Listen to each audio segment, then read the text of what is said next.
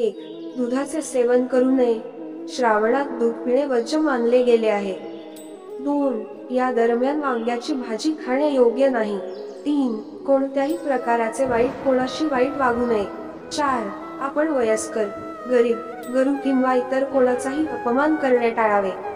5. महादेवाची पूजा करताना हळद, शेंदूर आणि तुळस चुकीने देखील अर्पित करू नये. 6. या दरम्यान वृक्ष कापू नये, उलट कुटुंब आणि मित्रांसह अधिकाधिक वृक्ष लावावे. 7. चातुर्मासात कोणत्याही प्रकाराचे शुभ कार्य करणे योग्य नाही. 1. दुधाचे सेवन करू नये.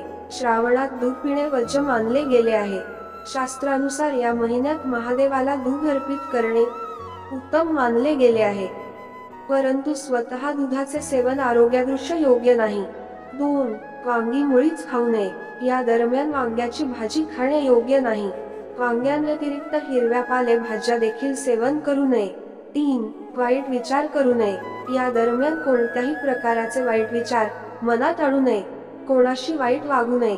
आपल्या वाणीवर नियंत्रण ठेवावं, मन शांत ठेवावं आणि अधिकाधिक वेळ साधना करावी. 4. कोणाची अपमान करू नये. आपण वयस्कर, गरीब, गरू किंवा इतर कोणाचाही अपमान करणे टाळावे. असे केल्याने महादेव नाराज होतात. मनात सदैव प्रेमाची भावना असावी. 5. महादेवाला या वस्तू अर्पित करू नये. महादेवाची पूजा करताना हळद, शेंदूर आणि तुळस चुकीने देखील अर्पित करू नये.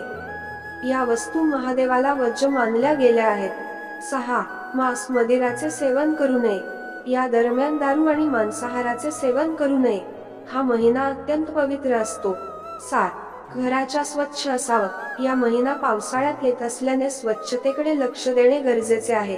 या दरम्यान किटाणूंचे प्रमाण वाढतं, म्हणून स्वच्छतेसह बाहेरचं खाणे देखील टाळावे. 8. झाड कापू नये. या दरम्यान वृक्ष कापू नये, उलट कुटुंब आणि मित्रांसह अधिकाधिक वृक्ष लावावे. तसेच देवाला बेलपत्र आणि ताजी फुलं अर्पित करावी. 9. शुभ कार्य करू नये. चातुर्मासात कोणत्याही प्रकाराचे शुभ कार्य करणे योग्य नाही. तसेच श्रावणात देखील शुभ कार्य करणे टाळा आणि जास्तीत जास्त वेळ देवाची आराधना करण्यात घालावा. तसेच नवनवीन व्हिडिओ पाहण्यासाठी चॅनलला सबस्क्राईब नक्की करा.